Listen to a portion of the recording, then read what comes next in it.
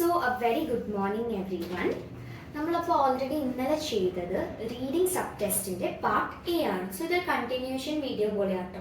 നമ്മൾ ഓൾറെഡി ഇന്നലെ part A നമ്മൾ ചെയ്തു, ഫുൾ കംപ്ലീറ്റ്ലി നമ്മൾ 20 ക്വസ്റ്റ്യൻസ് ചെയ്തു.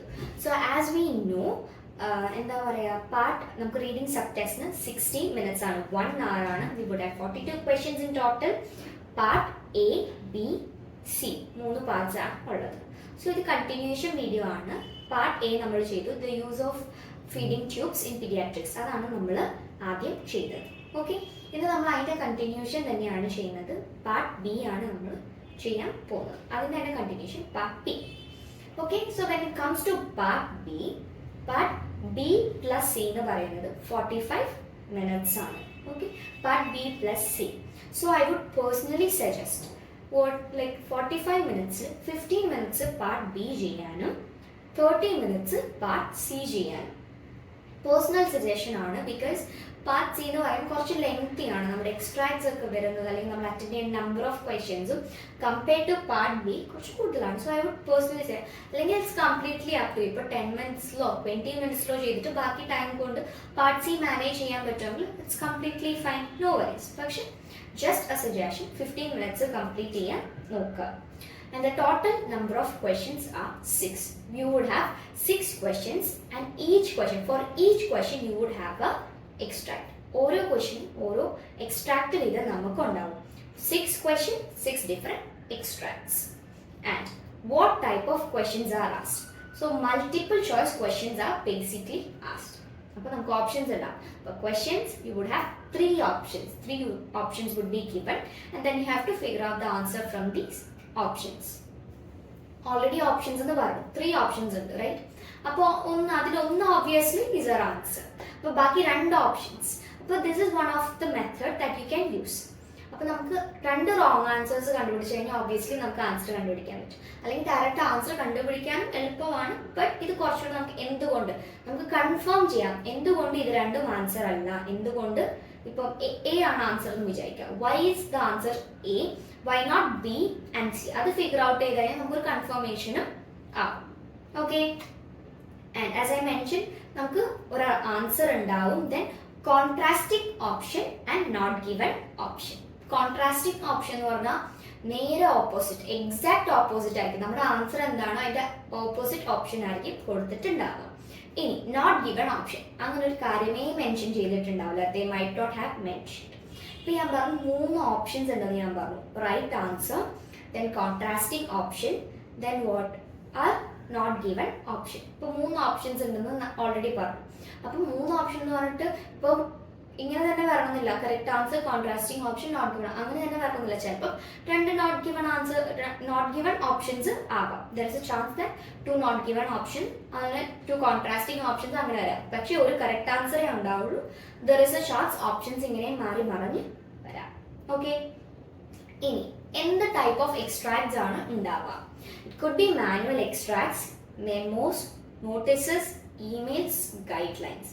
ഏത് വേണമെങ്കിലും ആവാം. അതിൽ നിന്നൊരു എക്സ്ട്രാക്ട്, ഒരു സർട്ടൻ പോർഷൻ ഇപ്പൊ നമുക്ക് ബോക്സസിലായിരിക്കും കൊടുത്തിട്ടുണ്ടാവുക. ഓൾറെഡി ഇപ്പൊ ക്വസ്റ്റ്യൻ പേപ്പർ കിട്ടിയോണ്ട് you would have gone through this. അപ്പോൾ നമുക്ക് ഓരോ ബോക്സിലാണ് കൊടുത്തേക്കുന്നത്. അപ്പോൾ ഒബ്വിയസ്ലി ഒരു 40 to 50 വേർഡ്സ് ആണ് ഉണ്ടാവുക. 40 to 50 വേർഡ്സ് ആണ് ഈച്ച് പാരഗ്രാഫിൽ ഉണ്ടാവുക. ഓക്കെ, ആൻഡ് ഞാൻ പറഞ്ഞു it could be manual extracts, memos, guidelines, notices. It could be any of these.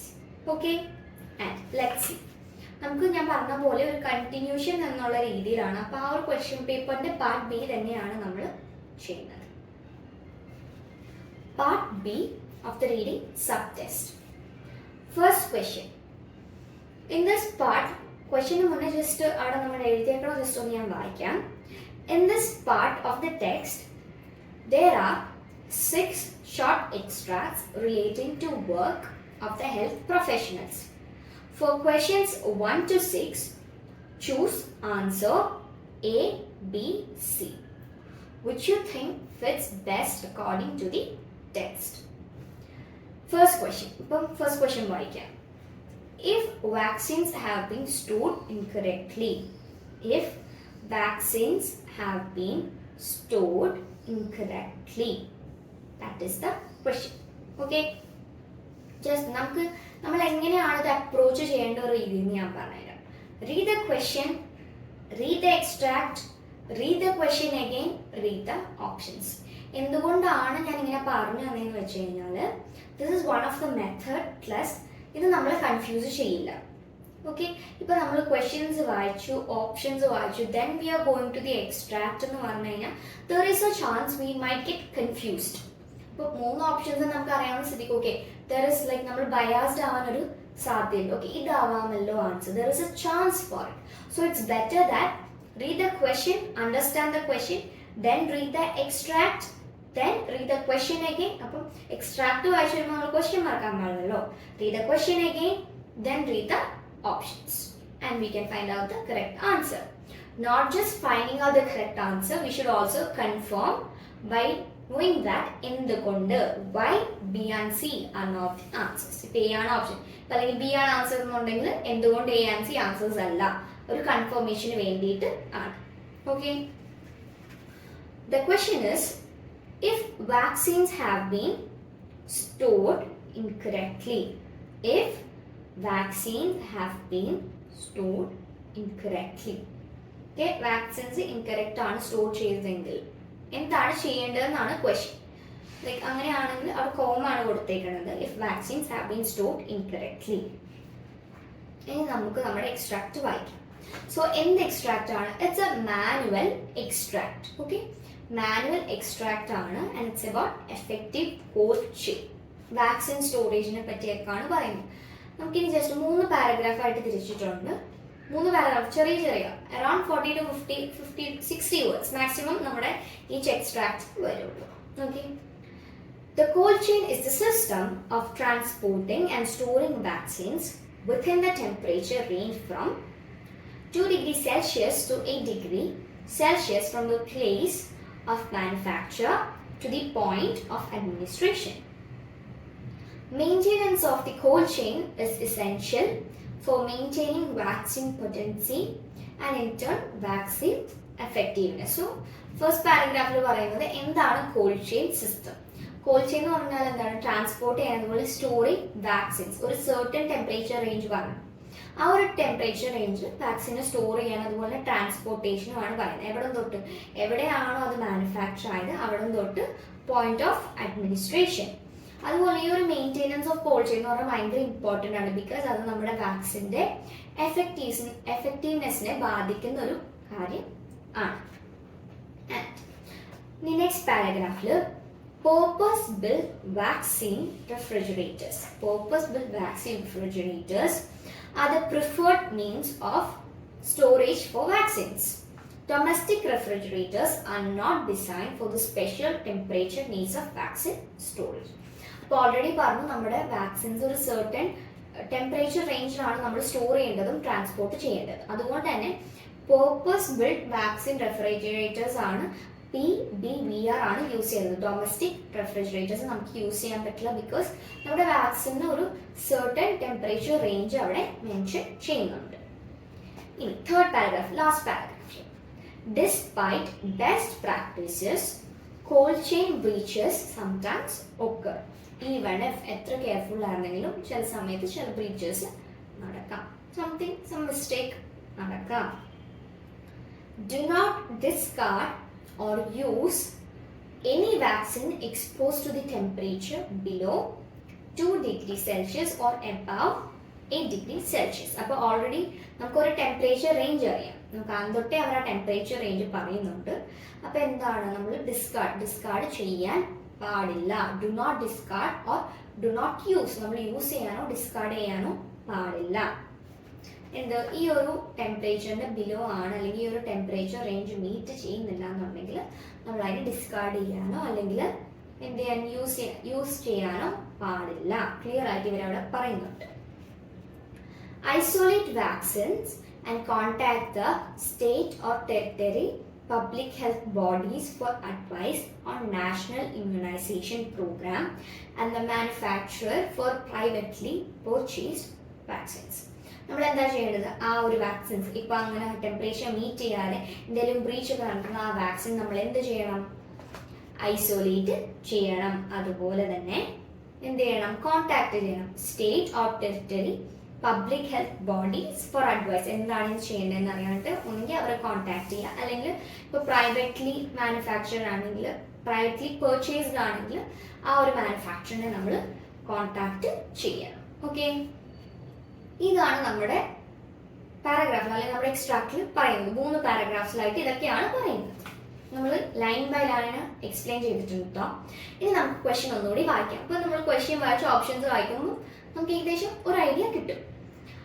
Question is, if vaccines have been stored incorrectly, vaccines incorrect ആയിട്ടാണ് store ചെയ്തതെങ്കിൽ നമ്മൾ എന്താണ് ചെയ്യേണ്ടത്? Option A, this should be reported. Option B, staff should dispose of them securely. Option C, they should be sent back to the supplier. Okay, 3 options നമ്മൾ വായിച്ചു. അപ്പൊ എന്താണ് നമ്മൾ ചെയ്യേണ്ടത്? ആൻസർ എന്തായിരിക്കും? The answer is obviously A. This should be reported. എന്തുകൊണ്ട്? Option B and C നമുക്കൊന്ന് നോക്കിയാലോ. ഓപ്ഷൻ ബിയിൽ പറയുന്നത് staff should dispose them securely. നമുക്ക് തേർഡ് പാരഗ്രാഫിൽ പറയുന്നുണ്ട്, സെക്കൻഡ് ലൈനിൽ പറയുന്നുണ്ട് do not discard or use. So obviously that's a contrasting option. ഇനി they should be sent back to the supplier. സപ്ലയറുടെ അടുത്ത് സെൻഡ് ബാക്ക് ചെയ്യണമെന്ന് പറയുന്നുണ്ടോ? ഇല്ല. പകരം എന്താ പറയുന്നത്? Contact, isolate vaccines and contact. So the answer is this should be reported. I guess that's clear right. എന്തുകൊണ്ടാണ് എ ആൻസർ വന്നതെന്നും ബിയും സിയും എന്തുകൊണ്ട് ആൻസർ അല്ല എന്നുള്ളത്. കാരണം ബി എന്ന് പറയുന്ന ഒരു കോൺട്രാസ്റ്റിംഗ് ഓപ്ഷൻ ആണ്, സി എന്ന് പറയുന്നത് നോട്ട് ഗിവൺ ഓപ്ഷൻ ആണ്. So I guess that's clear. So let's move on to the next question.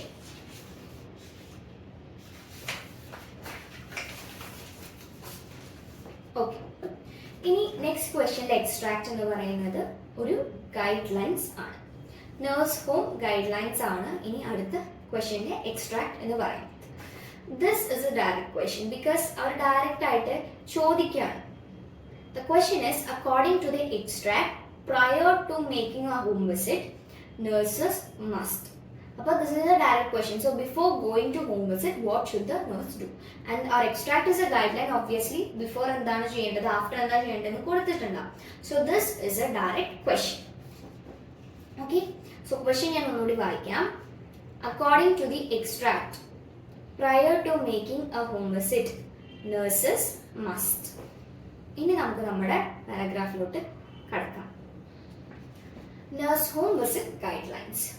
When the nurse is ready to depart, he or she must advise a minimum of 2 staff members that he or she is commencing home visit, with 1 staff member responsible for logging the nurse movements. More than 1 person must be made aware of the nurse movement. Failure to do so could result in the breakdown of the communication and increased risk to the nurse or practice. ഇപ്പോൾ പോകുന്നതിന് മുന്നേ എന്താ ചെയ്യേണ്ടത്? Before going to the home visit or when the nurse is ready to depart, he or she must advise എന്താണ്? 2 or more staff members-നോട് ഞാൻ പോവാണ്, like commencing start the home visit, like she's off to the home visit with 1 staff member, ഒരു staff member responsible ആകണം എന്തിന്റെ? Logging nurse movement, എങ്ങോട്ടാണ് പോകുന്നത് or where she is going to അത് അറിയാൻ വേണ്ടിയിട്ട്. ഓക്കെ, ആൻഡ് 1 person, ഒരു person അത് ചെയ്യണം. The other person should be made aware of nurse movement. In case if this does not happen, it's considered as a breakdown of communication and there is an increased risk to the nurse or to the practice. Okay, then അതാണ് first പാരഗ്രാഫിൽ പറയുന്നത്. പോകുന്നതിന് മുന്നേ എന്താണ് ചെയ്യേണ്ടതെന്നാണ് first പാരഗ്രാഫിൽ പറയുന്നത്. And when it comes to second paragraph, on return to the practice, the nurse will immediately advise staff members of his or her return. The time will be documented on the patient's visit list and then scanned and filed by the administration staff. The nurse will then attend to any specimens, cold chain requirements, restocking of the nurse kit or biohazardous waste. അപ്പോൾ റിട്ടേണിന് ശേഷം എന്താ ചെയ്യേണ്ടത്?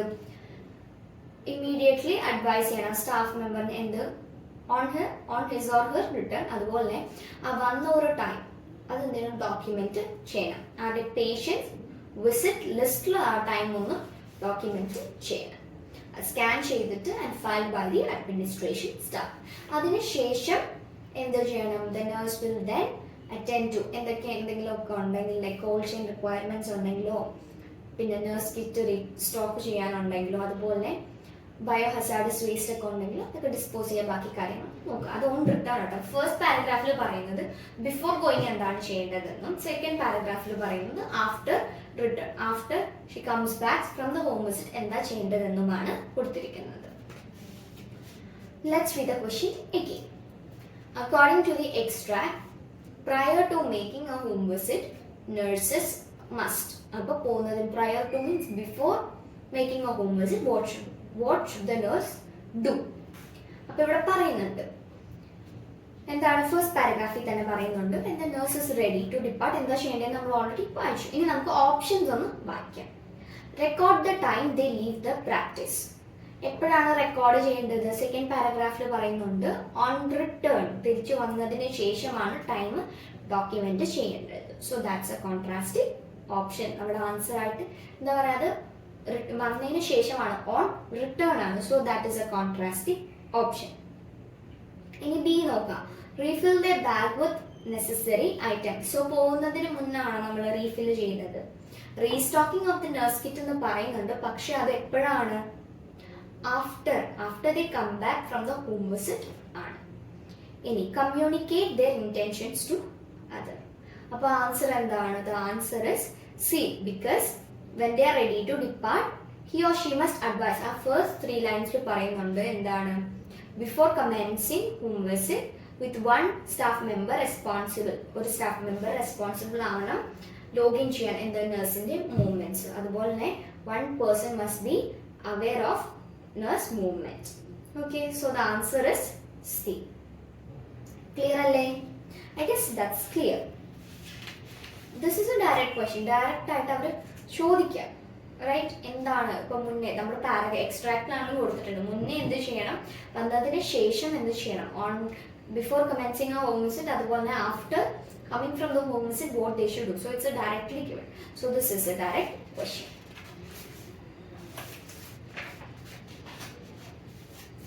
Now let's move on to the third question. What is being described in the section of the guidelines? So നമ്മുടെ extract എന്ന് പറയുന്നത് ഒരു guidelines ആണ്. ആദ്യം ചെയ്തത് ഒരു മാനുവൽ എക്സ്ട്രാക്ട് ആയിരുന്നു, പിന്നെ അതിനുശേഷം ഒരു ഗൈഡ് ലൈൻ ആണ്. ഇപ്പോൾ വന്നിരിക്കുന്നത് ഒരു ഗൈഡ് ലൈൻ ആണ്. Okay, what is being described in this section of the guidelines? Okay, ഇനി നമുക്ക് എക്സ്ട്രാക്ട് വായിക്കാം. Guidelines for dealing with the hospital waste. All biological waste must be carefully stored and disposed safely. Contaminated materials such as blood bags, dirty dressings and disposable needles are also potentially hazardous and must be treated accordingly. If biological waste and contaminated materials are not disposed of properly, staff and members of the community could be exposed to infectious material and become infected.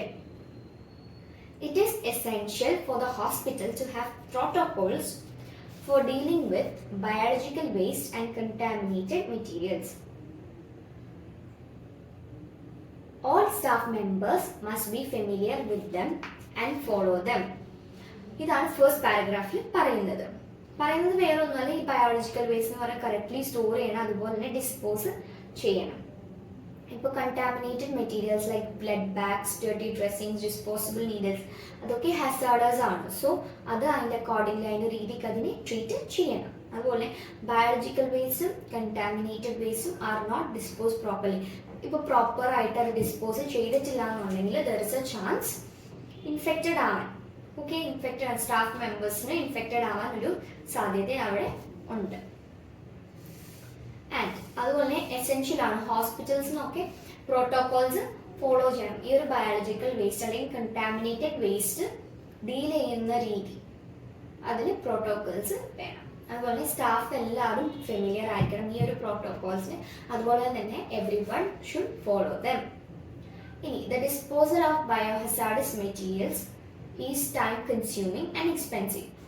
ഈ ഒരു disposal, ഈ ഒരു ബയോഹസാർഡസ് മെറ്റീരിയൽസിനെ dispose ചെയ്യുന്നത് time കൺസ്യൂമിങ്ങും ആണ്, expensive ആണ്. അതുകൊണ്ട് തന്നെ important ആണ് എന്ത് ചെയ്യണം, separate out non contaminated waste such as paper, packing and non sterile materials. So separate വേണം നമ്മളത് ഡിസ്പോസ് ചെയ്യാൻ. Make A separate disposal containers available where waste is created so that staff can sort the waste as it is being discarded. അതുകൊണ്ട് തന്നെ separate disposal containers വേണം എന്നാണ് പറയുന്നത്. Okay, questions നമുക്ക് ഒന്നുകൂടി വായിക്കാം. What is being described in this section of the guidelines? ഈ ഒരു സെക്ഷനിൽ എന്താണ് ഡിസ്ക്രൈബ് ചെയ്യുന്നത് എന്നാണ് ചോദിക്കുന്നത്. ഒരു സർട്ടൻ എക്സ്ട്രാക്റ്റിംഗ് ഗൈഡ് ലൈൻസിന്റെ സർട്ടൻ എക്സ്ട്രാക്ട് മാത്രമേ കൊടുത്തിട്ടുള്ളൂ. 2 പാരഗ്രാഫ് ആയിട്ടാണ് കൊടുത്തിരിക്കുന്നത്. അപ്പോൾ 2 പാരഗ്രാഫും നമ്മൾ ലൈൻ ബൈ ലൈൻ വായിച്ചു, നമ്മൾ അതിന്റെ എക്സ്പ്ലനേഷൻ കിട്ടി. ഇനി നമുക്ക് ഓപ്ഷൻസ് ഒന്ന് വായിക്കാം.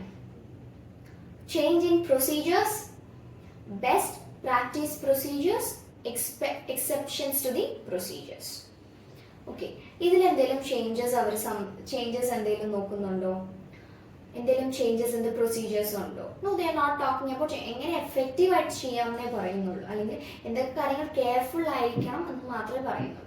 ഇനി ബെസ്റ്റ് പ്രാക്ടീസ് പ്രൊസീജിയേഴ്സ്, റൈറ്റ്? അവർ ബെസ്റ്റ് പ്രാക്ടീസസ് അല്ലേ പറഞ്ഞിരുന്നത്. 2 വേസ്റ്റ് ഉണ്ടാകും, നമ്മൾ എന്ത് ചെയ്യണം, ഒരു സെപ്പറേറ്റ് ഡിസ്പോസൽ കണ്ടെയ്നേഴ്സ് വേണം എന്ന് പറയുന്നുണ്ട്. അതുപോലെ ഇത് ടൈം കൺസ്യൂമിങ്, എക്സ്പെൻസീവ് ആണെങ്കിൽ അതുകൊണ്ട് തന്നെ ഇമ്പോർട്ടൻ്റ് ആണ്, അല്ലെങ്കിൽ ഇൻഫെക്റ്റഡ് ആവാൻ സാധ്യതയുണ്ട്. അങ്ങനത്തെ നമ്മൾ കെയർഫുൾ ആയിരിക്കേണ്ട കാര്യങ്ങളും ബെസ്റ്റ് പ്രൊസീജിയേഴ്സുമാണ് അവർ പറയുന്നത്. And are they talking about any exceptions? ഈ ഒരു പ്രൊസീജിയേഴ്സിൽ എന്തെങ്കിലും എക്സെപ്ഷൻസ് അവർ പറയുന്നുണ്ട്? ഇല്ല. So the answer is B, best practice procedures. A and C are not given options. So this is also a direct question. നമ്മൾ just ഒന്ന് ഓടിച്ചിട്ട് വായിക്കുമ്പോൾ തന്നെ we get an idea. So that's regarding the third question. Can we move on to the fourth question? Fourth question. So let's read the question paper. Let's read the question. Sorry. Let's read the question. When is it acceptable for a health professional to pass on confidential information given by the patient? When is it acceptable for a health professional to pass on confidential information given by the patient? Patient തന്നിട്ടുള്ള confidential information എപ്പോഴാണ് pass on ചെയ്യാവുന്നത്? When it is okay. Okay, നമുക്കിനി നമ്മുടെ extract ഒന്ന് വായിക്കാം. I'll just read the extract once and I'll give an explanation. Extract from guidelines. Patient confidentiality. Where a patient objects to information being shared with other health professionals involved in their care, you should explain how disclosure would benefit the continuity and the quality of care. If their decision has implications for proposed treatment, it will be necessary to inform the patient of this. Ultimately, if they refuse, you must respect their decision, even if it means that for reasons of safety, you must limit your treatment options. You should record their decision with their clinical notes. It may be in the public interest to disclose information received in confidence without consent. For example, information about a serious crime. It is important that confidentiality may only be broken in this way in exceptional circumstances, and then only after careful consideration. This means you can justify your actions and point out the possible harm to the patient or the other interested parties if you hadn't disclosed the information. Theft, fraud or damage to property would generally not warrant a breach of confidence. അപ്പോൾ ഇതിൽ പറയുന്നത് എന്താണ്? ഇപ്പോൾ ഒരു patient object ചെയ്യാണ് വേറെ health professionals ആയിട്ട് ഇത് ഷെയർ ചെയ്യേണ്ടതെന്നുണ്ടെങ്കിൽ ഇത് ഇൻവോൾവ് ഇൻ ദ കെയർ. നമ്മൾ ആദ്യം എക്സ്പ്ലെയിൻ ചെയ്ത് കൊടുക്കുക എന്തുകൊണ്ടാണ്, ഗീവ് ദം റീസൺ, എന്തുകൊണ്ടാണ് നമ്മൾ ഇത് ചെയ്യാന്നുണ്ടെങ്കിൽ നിങ്ങളുടെ കെയറിൽ കണ്ടിന്യൂറ്റി കിട്ടും എന്നുള്ള രീതിയിൽ ഗീവ് ആൻ എക്സ്പ്ലനേഷൻ. എന്നിട്ടും അവരുടെ ഡിസിഷൻ മാറിയില്ല എന്നുണ്ടെങ്കിൽ എന്താണ്, ഇഫ് ദ ഡിസിഷൻ ഇംപ്ലിക്കേഷൻ ഒരു propose treatment it will be necessary, ഒരു പേഷ്യൻറ്റിനെ നമ്മൾ ഇൻഫോം ചെയ്യണം. എന്നിട്ടും അൾട്ടിമേറ്റ്ലി അവർ റിഫ്യൂസ് ചെയ്യാന്നുണ്ടെങ്കിൽ നമ്മൾ അവരുടെ ഡിസിഷനെ റെസ്പെക്റ്റ് ചെയ്യണം. Even if it means that reason for safety reasons എന്നുള്ള രീതിയിൽ ട്രീറ്റ്മെൻറ്റ് ഓപ്ഷൻസ് നമ്മൾ പറഞ്ഞ് ലിമിറ്റ് ചെയ്യണം. അതുപോലെ തന്നെ ഈ ഒരു ഡിസിഷൻ നമ്മുടെ പേഷ്യൻ്റ് വരുത്തിയിരിക്കുന്ന ഈ ഒരു ഡിസിഷൻ നമ്മൾ എന്ത് ചെയ്യണം, റെക്കോർഡ് ചെയ്യണം ക്ലിനിക്കൽ നോട്ട്സിൽ. ഇനി പറയാം, ഇനി ഒരു പബ്ലിക് ഇൻട്രസ്റ്റ് എന്നുള്ള രീതിയിൽ ഡിസ്ക്ലോസ് ഇൻഫോർമേഷൻ നമുക്ക് എപ്പോൾ ഡിസ്ക്ലോസ് ചെയ്യാം, വിത്തൗട്ട് കൺസെൻറ്റ് ഇല്ലാതെ എപ്പോൾ ഡിസ്ക്ലോസ് ചെയ്യാം? ഈ ഒരു കോൺഫിഡൻഷ്യാലിറ്റി നമുക്ക് എപ്പോൾ ബ്രോക്കൺ ചെയ്യാം എന്നാണ് പറയുന്നത്. എക്സെപ്ഷണൽ സർക്കംസ്റ്റാൻസസ് അതെങ്ങനെയാണ്, അത് ആഫ്റ്റർ കെയർഫുൾ കൺസിഡറേഷൻ ആട്ടോ പറയുന്നത്. Justify your actions and point out ഒരു പോസിബിൾ ഹാം പേഷ്യന്റിനോ അല്ലെങ്കിൽ അതർ ഇൻട്രസ്റ്റഡ് പാർട്ടീസ് ഈ ഒരു ഇൻഫർമേഷൻ ഡിസ്ക്ലോസ് ചെയ്തിട്ടില്ലാന്നുണ്ടെങ്കിൽ പേഷ്യന്റിനോ അല്ലെങ്കിൽ ഇൻട്രസ്റ്റഡ് പാർട്ടീസ് ബാക്കിയുള്ള ആരെല്ലാം എഫക്റ്റ് ചെയ്യുന്നുണ്ടെങ്കിൽ you should disclose the information. Now let's read the question again. When it is acceptable for health professional to pass on confidential information given by the patient, then it is okay. Let's read the option. If non-disclosure could adversely affect those involved, if the patient's treatment might otherwise be compromised, if the health professional would otherwise be breaking the law. Okay, 3 options നമ്മൾ നോക്കി. Non disclosure എന്ന് പറഞ്ഞു കഴിഞ്ഞാൽ എന്താ, നമ്മൾ information നമ്മൾ അറിയിക്കാതിരിക്കുന്നത്, ഒരു facto അല്ലെങ്കിൽ ഇൻഫോർമേഷനോ അറിയിക്കാതെ ഇരിക്കുന്നതാണ്. ഓക്കെ, സോ നോക്കി എപ്പോഴാണ് നമുക്ക് അറിയിക്കാം? സെക്കൻഡ് പാരഗ്രാഫിൽ ലാസ്റ്റ് 4 ലൈനിൽ പറയുന്നുണ്ട് എപ്പോഴാണ് പേഷ്യന്റിനെയോ അതർ ഇൻട്രസ്റ്റഡ് പാർട്ടീസിനെയോ എഫക്റ്റഡ് ആവും എന്നുണ്ടെങ്കിൽ നമുക്ക് എന്ത് ചെയ്യാം? ആഫ്റ്റർ കെയർഫുൾ കൺസിഡറേഷൻ നമുക്ക് ഈ ഒരു ഇൻഫോർമേഷൻ ഡിസ്ക്ലോസ് ചെയ്യാം. So the answer is A, if non disclosure could adversely affect those involved. എന്തുകൊണ്ട് ബി അല്ല, if the patient's treatment might be compromised, അത് നമ്മൾ എന്താ, അത് റെസ്പെക്ട് ചെയ്യണം അവരുടെ ഡിസിഷൻ. അതുപോലെ തന്നെ ഈ ഒരു സെയിം ലിമിറ്റ് ചെയ്യണം അല്ലേ. If health professionals would be, നമ്മൾ ബ്രേക്കിംഗ് ദ ലോ ആയിരിക്കുമോ? അല്ല, it's not breaking the law. So the answer is A. I guess that's clear. Now let's move on to the 5th question.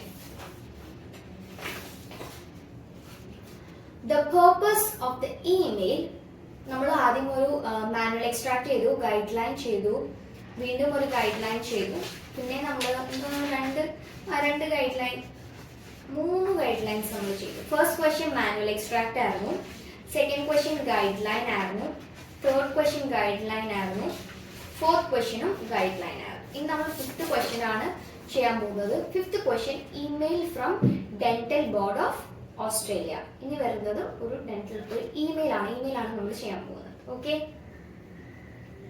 The purpose of the email to practitioners about infection control obligation is to. Okay, obligation എന്ന് പറഞ്ഞു കഴിഞ്ഞാൽ like ഒരു action that is morally or legally bound.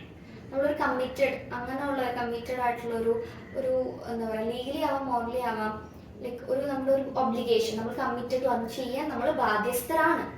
Okay, അപ്പം ഈ ഒരു ഇമെയിലിന്റെ purpose അത് ആർക്കാണ്?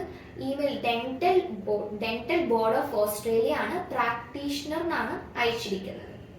അപ്പം പേർപ്പസ് ഓഫ് ഇമെയിൽ, അപ്പം ഈ ഒരു ഇമെയിലിന്റെ പേർപ്പസ് ആണ് പ്രാക്ടീഷണേഴ്സ് അബൌട്ട് ഇൻഫെക്ഷൻ കൺട്രോൾ അവരുടെ ഒബ്ലിഗേഷൻ എന്താണെന്നാണ്, അവർ ചെയ്യേണ്ട കാര്യം എന്താണ്, അല്ലെങ്കിൽ അവർ ചെയ്യാൻ ബാധ്യസ്ഥരാണ് എന്താണെന്നാണ് ചോദിക്കുന്നത്. Okay, I'll read the extract. Dear practitioner, you may be aware of the recent media and public interest in standards of infection control in dental practice. As regulators of profession, we are concerned that there has been doubt among registered dental practitioners about these essential standards. അപ്പം recent ആയിട്ട് മീഡിയയിലും public ഇൻട്രസ്റ്റിലും കുറേ infection കൺട്രോളിൻ്റെ കാര്യങ്ങൾ വന്നിട്ടുണ്ട്. Okay, അപ്പം regulators of the profession എന്നുള്ള രീതിയിൽ ഞങ്ങൾ കൺസേൺഡ് ആണ്. അപ്പോൾ അതുകൊണ്ട് തന്നെയാണ് ഞങ്ങൾ എന്താണ് ഈ ഒരു മെയിൽ അയക്കുന്നത്. ഓക്കെ, അതുകൊണ്ടാണ് ഇവർ ഈ മെയിൽ അയക്കുന്നത്. ഡെന്റൽ ബോർഡ് ഓഫ് ഓസ്ട്രേലിയ അതുകൊണ്ടാണ് ഈ ഒരു മെയിൽ അയക്കുന്നത്. Registered dental practitioners must comply with national board's guidelines on infection control. The guidelines list the reference materials that you must have access to and comply with, including National Health and Medical Research Council guidelines for the prevention and control of infection in healthcare. Okay, അവർ comply ചെയ്യണം. അവർ പറയുന്ന national board guidelines കൊടുക്കുന്ന rules and regulations follow ചെയ്യാൻ ഇവർ registered dental practitioners ബാധ്യസ്ഥർ ആണ്. We believe that most dental practitioners consistently comply with these guidelines and implement appropriate infection control. However, the consequences for non-compliance with appropriate infection measures will be significant for you and also for your patients and the community. പറയുന്നുണ്ടോ നിങ്ങൾ comply ചെയ്യുന്നുണ്ടെന്ന് അറിയാം, പക്ഷേ non കംപ്ലയൻസിന് കോൺസിക്വൻസസും ഉണ്ടെന്നാണ് പറയുന്നത്. അപ്പം 3 paragraphs ആയിട്ടാണ് കൊടുത്തിരിക്കുന്നത്. നമുക്കിനി ക്വസ്റ്റ്യൻ ഒന്നുകൂടി വായിക്കാം. The purpose of the email to practitioners about infection control obligation is to എന്താണ് ഒബ്ലിഗേഷൻ എന്താണെന്നാണ് ചോദിക്കുന്നത്. പ്രാക്ടീഷണേഴ്സിന്റെ ഒബ്ലിഗേഷൻ എന്താണെന്നാണ് ചോദിക്കുന്നത്. Act as a reminder of the obligation. ഈ ഒരു ഇമെയിലിന്റെ പേർപ്പസ് ആട്ടോ. അപ്പം ഇതൊരു റിമൈൻഡർ ആണ് എന്നുള്ള രീതി. രണ്ടാമത് response to a specific query. They have raise. They എന്ന് പറയുന്നത് ആരാ? ഈ ഒരു പ്രാക്ടീഷണേഴ്സ് അവർ റേസ് ചെയ്തിട്ടുള്ള ഒരു ക്വയറിക്കുള്ള ഒരു റെസ്പോണ്ട് മെയിൽ അല്ലെങ്കിൽ ഒരു റെസ്പോണ്ട് മെയിലായിട്ടാണ് നോക്കുന്നത്. Announce A change in regulating affecting dum. So C എന്ന് പറയുന്നത് നോട്ട് ഗിവൺ ആണ്. ഒരു ചേഞ്ചസും അവരിവിടെ പറയുന്നില്ല. ഒരു ചേഞ്ചസിനെ പറ്റി ഇവിടെ സംസാരിക്കുന്നില്ല. So option C is not given.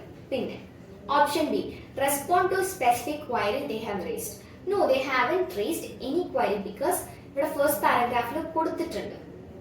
U may be aware of the recent media and public interest in standards of infection control in dental practice. As regulators of profession, we are concerned that there has been doubt among registered dental practitioners. അപ്പം എന്താണ് ഒരു response അല്ല, ഇത് direct അവർ mail അയക്കുകയാണ് about ഒരു essential stands എന്താണ് നോക്കേണ്ടതെന്ന്. ലൈക്ക് റീസെന്റ് വന്ന മീഡിയയിലുണ്ടായിരുന്ന കാര്യങ്ങൾ കാരണം അവർ ജസ്റ്റ് ഒരു മെയിൽ അയക്കുകയാണ്. സോ ബി ആൻഡ് സി ആണ് നോട്ട് ദ ആൻസേഴ്സ്. ബി എന്ന് പറയുന്നത് contrast option ആണ്. So obviously the answer is A, act as a reminder of their obligation. So അവർക്ക് ഓൾറെഡി കംപ്ലൈ ചെയ്യണം. കംപ്ലൈ ചെയ്തില്ലെങ്കിൽ അതിന് കോൺസിക്വൻസ്, നോൺ കംപ്ലയൻസിന് അവിടെ കോൺസിക്വൻസസ് ഉണ്ടെന്ന് പറയുന്നുണ്ട്. So this is a reminder, act as a reminder for it. That is the purpose of the email. Okay, I guess that's clear. Last question of the day. Let's read the question. The results of the study described in the memo may explain why. ഈ ഒരു result ഒരു certain study ഇവിടെ, ഇതിപ്പോൾ ലാസ്റ്റത്തെ നമ്മുടെ extract എന്ന് പറയുന്നത് ഒരു മെമോ ആണ്. ഓക്കെ, മെമോ ടു സ്റ്റാഫ് എന്താണ് വിമൻ ആൻഡ് ഡിമെൻഷ്യ. ഈ ഒരു എക്സ്ട്രാക്ട് എന്ന് പറയുന്നത് ഒരു റീസെന്റ് റിസർച്ച് പേപ്പറിൽ നിന്ന് എടുത്തിട്ടുള്ള ചെറിയൊരു എക്സ്ട്രാക്ട് ആണ്. Okay, the results of the study described in the memo may explain why. Women's superior, ഞാൻ എക്സ്ട്രാക്ട് വായിക്കാട്ടോ.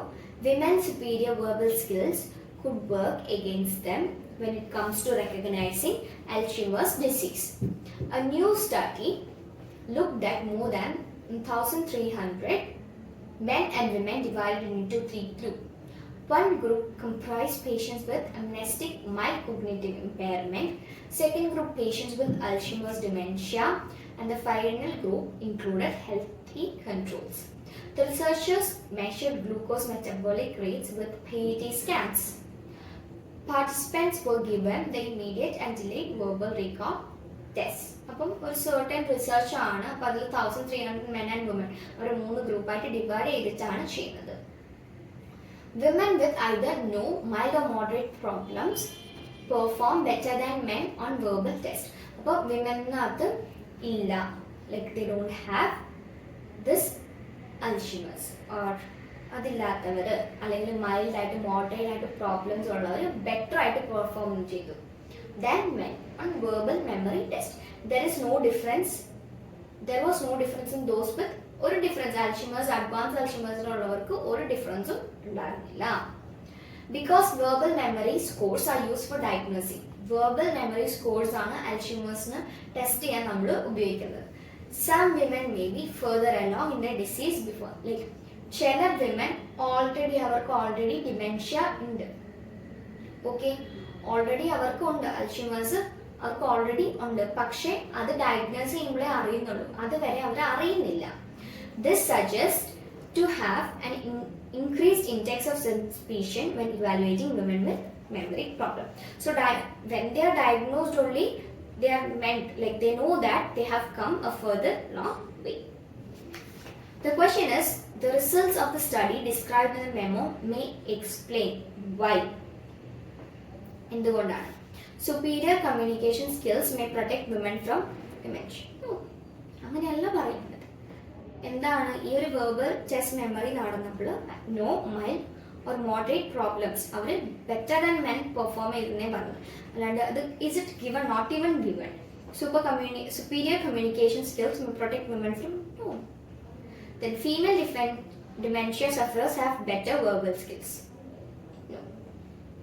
പറയുന്നുണ്ട് no, mild or moderate problems ഉള്ളവർ ബെറ്റർ ആയിട്ട് പെർഫോം ചെയ്തു. അപ്പോൾ ഒരു ഡിഫറൻസ് ഇല്ല. അഡ്വാൻസ് അൽഷിമേഴ്സ് ആയിട്ട് അവർക്ക് ഡിഫറൻസ് ഇല്ലാന്നേ പറയുന്നുള്ളൂ. അല്ലാണ്ട് female dementia sufferers have better verbal skills എന്ന് പറയുന്നില്ല. Mild dementia and woman can remain undiagnosed. Exactly നമ്മുടെ തേർഡ് പാരഗ്രാഫിൽ സെക്കൻഡ് ലൈനിൽ പറയുന്നുണ്ട് some women may be further along in their disease before they are dead. അപ്പോൾ ഓൾറെഡി അവർക്ക് dementia ഉണ്ടായിരുന്നു, like ഉണ്ട് at some point വരെ, പക്ഷെ ഡയഗ്നോസ് ചെയ്യുമ്പോഴേ അത് അറിയുള്ളൂ. So the answer is C. ഇനി ഞാൻ ജസ്റ്റ് ആൻസേഴ്സ് വായിക്കാം. Okay, 1A, 2C, 3D, 4A, 5A, 6C. So നമ്മൾ എന്ത് ചെയ്തത്, part B of the reading sub test ആണ്. നമ്മൾ ഓൾറെഡി വി വെന്റ് ത്രൂ, നമ്മൾ ഫോർമാറ്റ് ഒക്കെ നോക്കി. ഫോർമാറ്റ് നോക്കിയപ്പോൾ first read the question, read the extract, read the question again, then read the options. Not just finding out എന്താണ് answer ഏതാന്ന് find out ചെയ്യാന്ന് മാത്രമല്ല, on the other hand B and C. ഇപ്പൊ answer ചെയ്യാന്ന് വെക്കാം, ബിയും സിയും എന്തുകൊണ്ട് ആൻസർ അല്ല confirm cheya. Okay, so that's how we figure out the answers. And if you have any further doubts or something like that, just comment below or text here. So everyone, thank you.